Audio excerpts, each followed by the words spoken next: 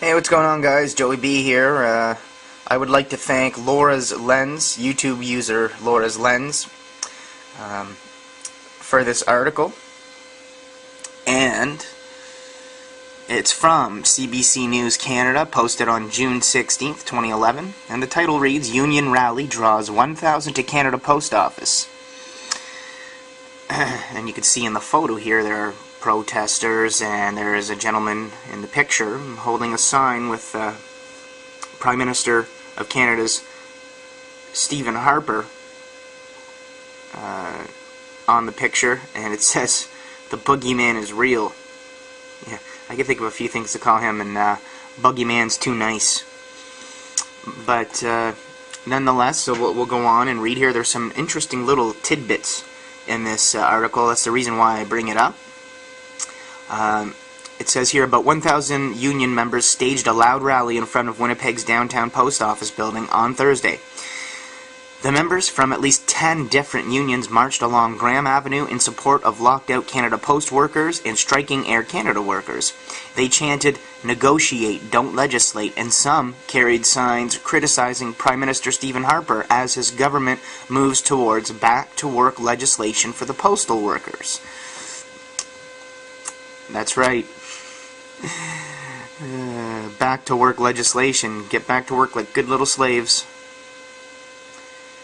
We just heard a speech from the Canadian Nurses Union saying this is a fight for the middle-class worker, and that postal workers are the first to hit the wall on Harper's agenda to bust public sector unions.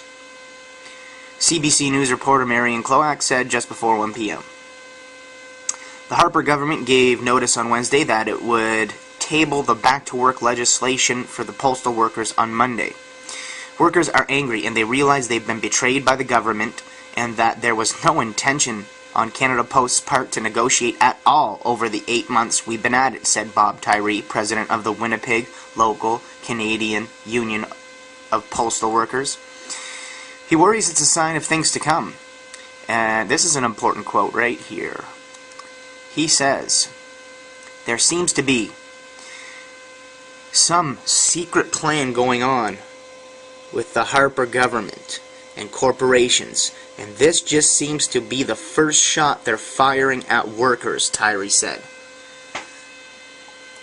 The workers had been rotating strikes in cities across the country starting June 3rd in Winnipeg, but on Tuesday Canada Post decided to suspend operations and halt mail service, effectively locking the workers out. The corporation said it had no choice after facing an accelerating decline in volumes and revenue. Combined with an inability to deliver mail on a timely and safe basis, Canada Post claimed the rotating strikes had caused losses approaching $100 million as of Tuesday. The federal government had also given notice that it was preparing to order Air Canada's striking customer service and sales staff back to work. So the federal government intervenes and gives notice that it's preparing to order Air Canada's striking customer service and sales staff back to work. This guy's just a dictator. They walked off the job Tuesday night. During Thursday's rally in Winnipeg, word reached the crowd that Air Canada and the Canadian Auto Workers Union had reached a tentative contract settlement. The news elicited cheers from those at the rally. The unions see this as a victory for all of them and sending a strong message to the federal government to negotiate and not legislate, Cloack reported. Julie Guard, a labor studies professor at the University of Manitoba, said the Harper government is clearly taking its cue from the United States, which is trying to break public sector unions.